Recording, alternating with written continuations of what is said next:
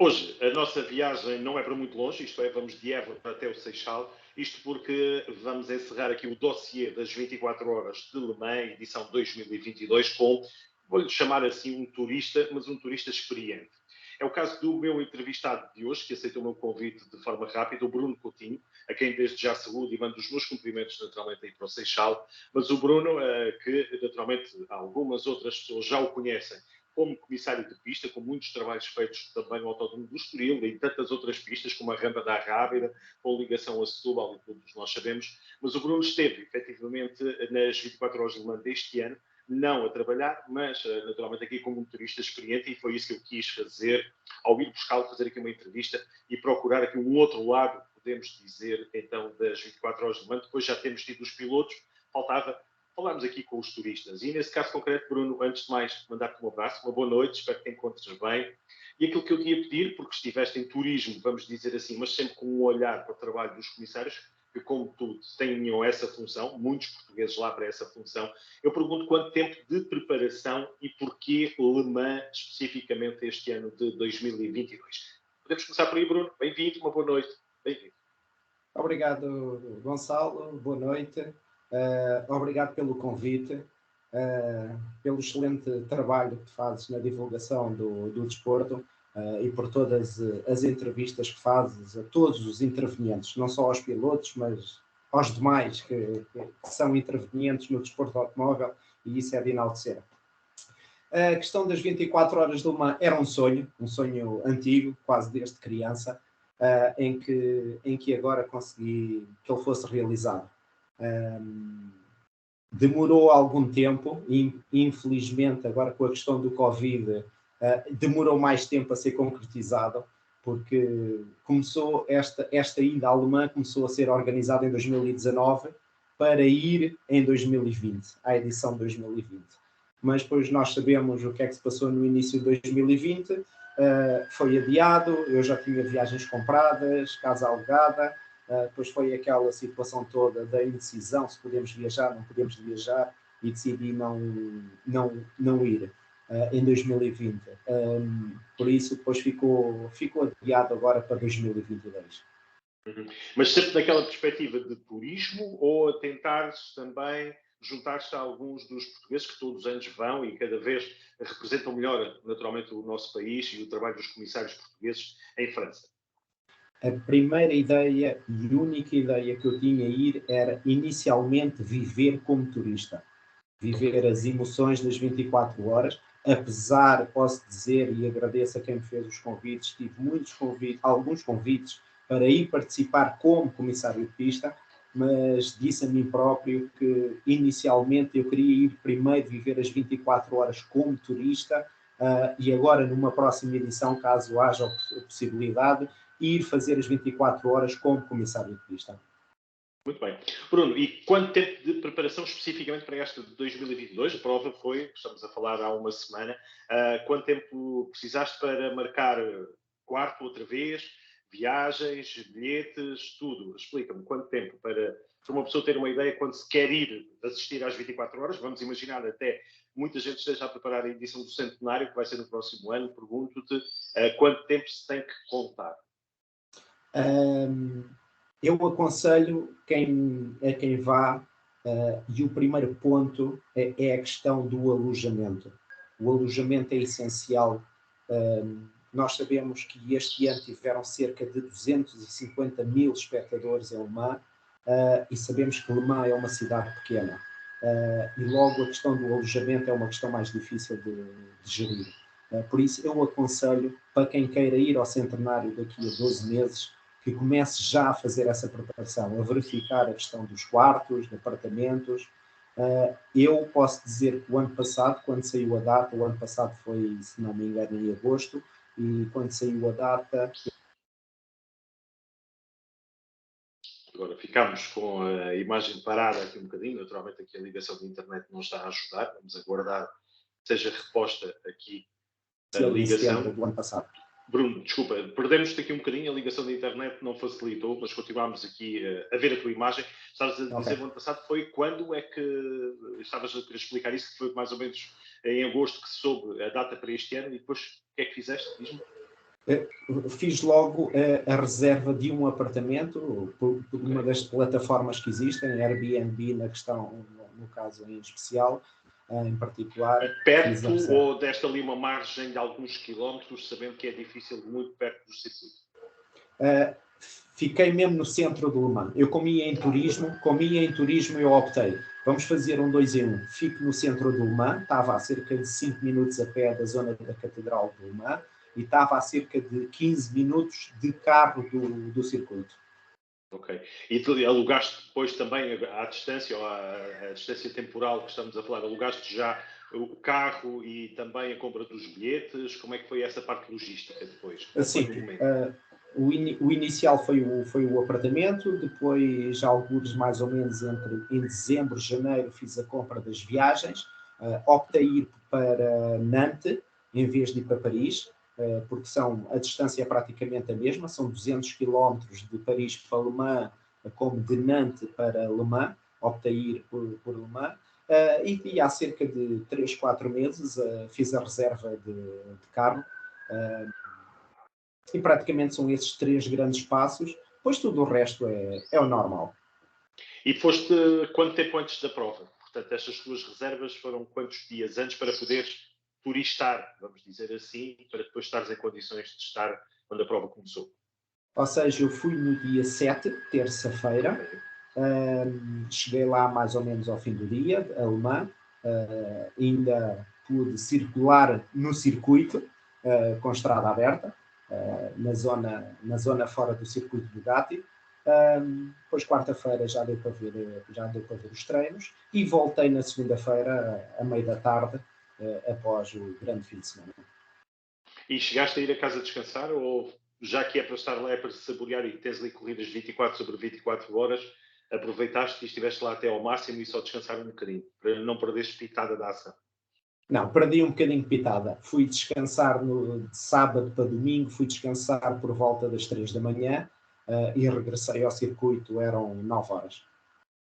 Fantástico. E em relação aqui no caso concreto, estava-te a perguntar também aqui em relação à zona que escolheste, ou por aquilo que eu percebi, há um bilhete único e pode-se andar pela pista toda, sendo que depois há um acrescento conforme as bancadas por onde se queira ir. É assim? Pelo menos foi essa a percepção que eu tive?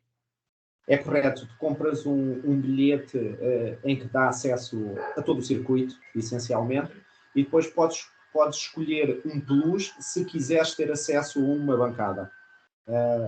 Podes entrar, podes verificar, podes ver a zona das partidas, depois podes deslocar a pé internamente dentro do circuito para as curvas da Dunlop, podes ir para Terre de Rouge, podes sair, agarrar no carro, ir para a curva de Mulsanne, ou seja, o bilhete geral dá-te acesso a todo o circuito peão, e depois, se quiseres ir para uma bancada em específica, compras um plus e tens direito a um lugar na bancada. Ou então fazer, como explicaram na transmissão televisiva, quem desde já agradeço essa dica, mas deu-se aqui, neste caso, a sugestão de que a partir da meia-noite, como fecha tudo, não há vigilância nas bancadas principais, por exemplo, e a pessoa pode ir, a partir da meia-noite, já pode ir para a bancada que não paga nada mais por isso e pode estar lá o tempo que quiser. Pelo menos disseram isso na transmissão televisiva. A quem desde já manda aqui um abraço para o Ricardo e para o Vitor. Sim, sim. Há essa, ou seja, cada bancada nos dias da prova, sábado e domingo, tem sempre um vigilante à entrada da bancada a confirmar os bilhetes e, claro, há ali um bocadinho de tempo, provavelmente, como eu não sei dar a exatidão, talvez entre a meia-noite e se calhar por volta das 6 da manhã, em que não há ali grande segurança, que depois no domingo de manhã volta a ser controlado. Claro que sim. Muito bem. Bruno, em relação àquilo que viste, talvez esta é a ocasião para me explicares o que é que tu viste. Pergunto-me se tivesses mais preocupação em relação ao trabalho que estava a ser feito pelos comissários, no caso onde tu te encontravas, ou preocupaste mais com a competição e esqueceste que és comissário federado, vamos dizer assim? É difícil deixar para o lado e não nos focarmos nos nossos colegas comissários de pista. É um bocadinho difícil. Posso dizer que há de cerca de 4, 5 anos eu não vejo uma corrida como turista. A todos os eventos que eu tenho ido é para colaborar. E estar ali como turista foi um bocadinho estranho.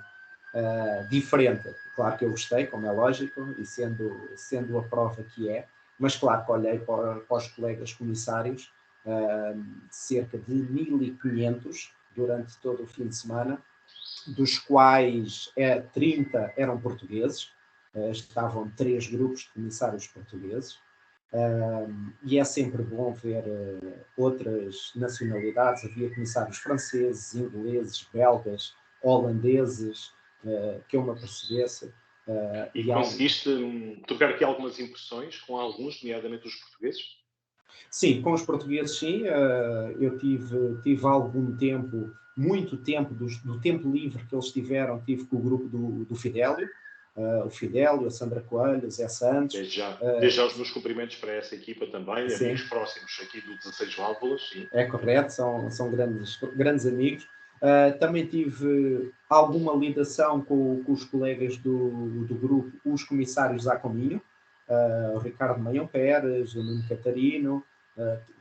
Tive pouco tempo com eles, e depois também havia um grupo de comissários do Clube de Vila Real, com que eu infelizmente não tive. Sim, não tive contacto com eles, porque eles estavam numa zona do circuito a qual eu não me desloquei. É engraçado ver a dinâmica dos comissários de pista, porque não é uma dinâmica normal como nós temos cá em Portugal. Por exemplo, se nós temos um evento das 9 até às 6 da tarde, estamos o tempo todo na pista, e os comissários em 24 horas de Le Mans fazem por turnos, não fazem as 24 horas todas. É engraçado ver essa dinâmica, é engraçado ver dinâmicas diferentes de trabalho, por ser a prova que é. Foi muito engraçado e deu para absorver muita informação. E a nível competitivo, o que é que pareceram estas 24 horas deste ano? Uma edição, pode-se dizer, para o trabalho dos comissários relativamente calma, comparado com outros anos. Um só safety car durante a noite, muitas slow zone, não é verdade, mas rapidamente resolvidas. O que é que pareceu? A questão dos hipercars, já estávamos à espera. A Toyota ia praticamente fazer um passeio, e viu-se, eu senti isso em algumas passagens dos Toyotas. Os Glickenhaus sabemos que é uma equipa privada, e depois temos a questão do Alpine, LMP, como muita gente diz, um LMP1 disfarçada. A categoria mais, que provavelmente deu mais ênfase e que deu mais motivação, foi os LMP2. Tivemos aquela infelicidade do carro 22, Filipe Albuquerque, ter ficado logo na primeira curva. Com menos 2 voltas logo. Sim. Era onde eu estava, ou seja, eu estava à saída do pit. Eu estava à saída do pit lane, e foi uma desilusão imensa. Viste tudo ou estavas a olhar mais para cá, para trás, ou mais para a frente? Para onde é que estavas com a atenção quando te percebeste o que aconteceu? Infelizmente, eu só me apercebi quando ele já estava na gravilha. Eu estava a olhar, por acaso estava a olhar para o resto do pelotão, e depois vi um pó no ar, e quando a poeira assentou é que deu para perceber que era o carro 22.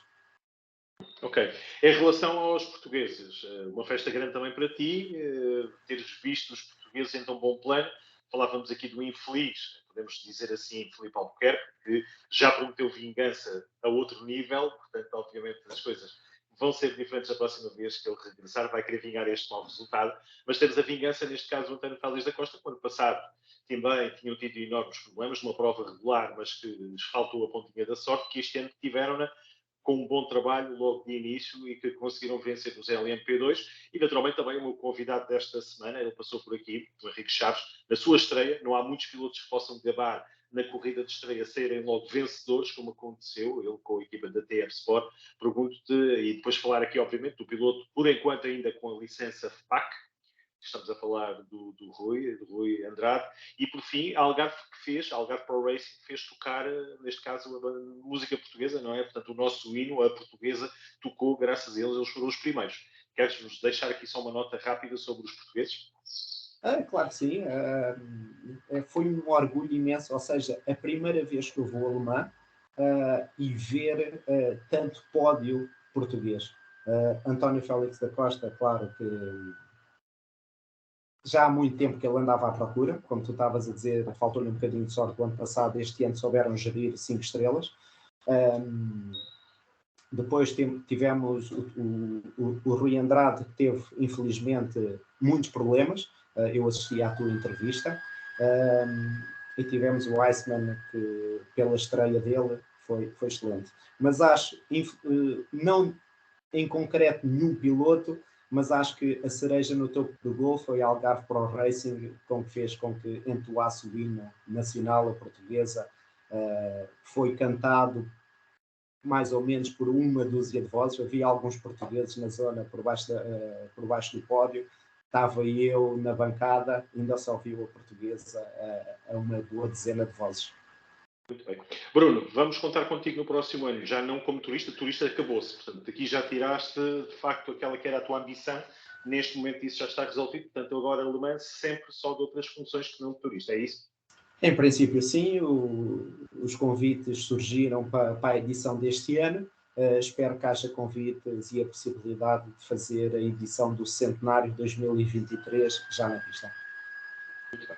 Então vamos terminar só e agradecer-te a tua disponibilidade por este momento, para nos dar a conhecer aqui o outro lado e a percepção do lado de fora, neste caso da prova, das 24 horas de Mãe, mas não poderíamos terminar sem falarmos aqui a nível pessoal dos teus gostos, porque percebo que, além de entusiastas dessa, que é uma nobre, podemos dizer, profissão, uma nobre função e fundamental também nas corridas, qualquer um faz falta, fazem todos falta no seu conjunto, senão não há pilotos, não há corridas, não há navegadores, não há pilotos, enfim, não vamos chegar aqui, mas vocês também, como comissários, são um papel importante para fazer cumprir a ordem e as leis. E por isso eu perguntava-te também, no teu caso, porque percebo que além desse teu gosto particular por esse teu trabalho, também gostas de ver as corridas e ver as corridas e sentir as corridas.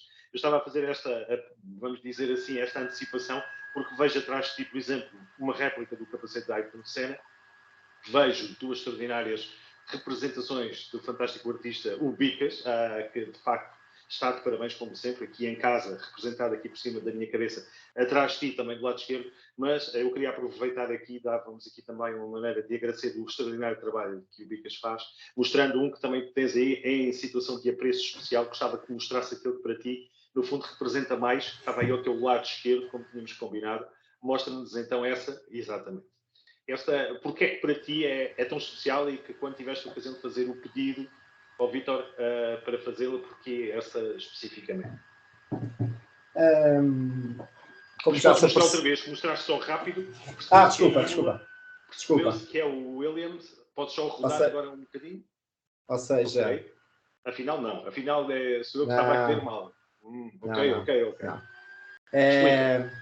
Este é um Toleman, o TG 184, ou seja, o primeiro pódio do Ayrton Senna, ou seja, terceiro lugar, a 3 de junho de 1984 no Mónaco. Como já se aperceberam, um dos meus ídolos é o Ayrton Senna. Qual é o outro? Ou quais são os outros? Os outros, há mais, mas não vou por aí. Mas o Senna é especial. O Senna é especial. Vi-o a correr no autódromo, vi a vitória dele no Estoril em 1985. Era eu miúdo naquela chuvada monumental. E claro, depois conheci o Bicas com as peças dele. Travámos uma amizade e das bases normais que o Bicas realiza, pois surgiram umas ideias e eu pedi umas bases especiais. Esta delas é uma especial. Há outras especiais cá em casa. Há uma outra especial que já está a ser realizada sobre a minha ilha alemã. Ou seja, tenho uma pequena coleção dos artigos do Bicas. É um excelente entusiasta e tem uma mãozinha fenomenal para estas miniaturas. É verdade. É um trabalho extraordinário. Muito bem, Bruno, onde é que te vamos ver a comissariar, se é que podemos dizer assim as coisas, da próxima vez? O que é que tens aí de planos? Comissário de pista, provavelmente Campeonato Nacional. Recentemente aqui em Évora, no caso concreto, nas 24 horas de karting de Évora. Agora pergunto o que é que se aproxima. O que se aproxima não é comissário de pista. Posso dizer que daqui a uma semana e meia, no fim de semana de 24 a 26 de junho, serei diretor de prova adjunto do Nuno Galvão Lopes no campeonato FIA de elétricos, no Oeiras Eco Rally. organizado pelo Clássico Clube Portugal, do Paulo Almeida. E no final do mês estarei em Vila Real pela ACDME na equipa das boxes. Na pista a dar bandeiras, como se costuma dizer, provavelmente a próxima prova será em julho, no Autódromo do Estoril, Campeonato Nacional de Velocidade de motociclismo. Muito bem. E preparado já, Bruno, para dar autógrafos ou não? Porque tu, depois desta entrevista, tenho a certeza que vais ficar ainda mais famoso, já és famoso e uma figura, de facto, que se destaca no paddock nacional e internacional, mas preparado estás agora com um boost de popularidade. Portanto, é só dirigirem-se ao pé de ti e pedir autógrafos que tu estás preparado para isso. É assim, não é, Bruno? Não, nada disso, não. Gosto muito de estar no desporto automóvel. Claro que nem todos podem ser pilotos, nem todos podem ser navegadores. Também é necessário haver comissários de pista, é necessário haver diretores de prova, é necessário haver responsáveis de segurança, ou seja, oficiais de prova, e é isso que eu gosto de fazer, é essa a minha paixão. E estou dentro do desporto motorizado do outro lado do oficial de prova. Muito bem. Bruno, foi um prazer. Gostei muito de te receber aqui no 16 Válvulas. Era uma ambição minha de algum tempo e agora proporcionou-se. Dou-te os parabéns pela tua carreira, pelo que fazes em prol do desporto motorizado em Portugal. Aqui retribuo os teus elogios logo do início e vou contar que estejas sempre muito ativo. É bom sinal que continuas ligado a esta, que é uma paixão tua, o desporto motorizado. E vamos nos encontrar com certeza por aí. Um grande abraço, Bruno. Um bom resto de semana. Parabéns pela tua carreira e nunca desistas, então, de aceitar os convites para as 24 horas de Le Mans na edição de centenário. Um grande abraço, uma boa noite. Obrigado, Gonçalo. Boa noite. Tudo bom. Obrigado. Obrigado.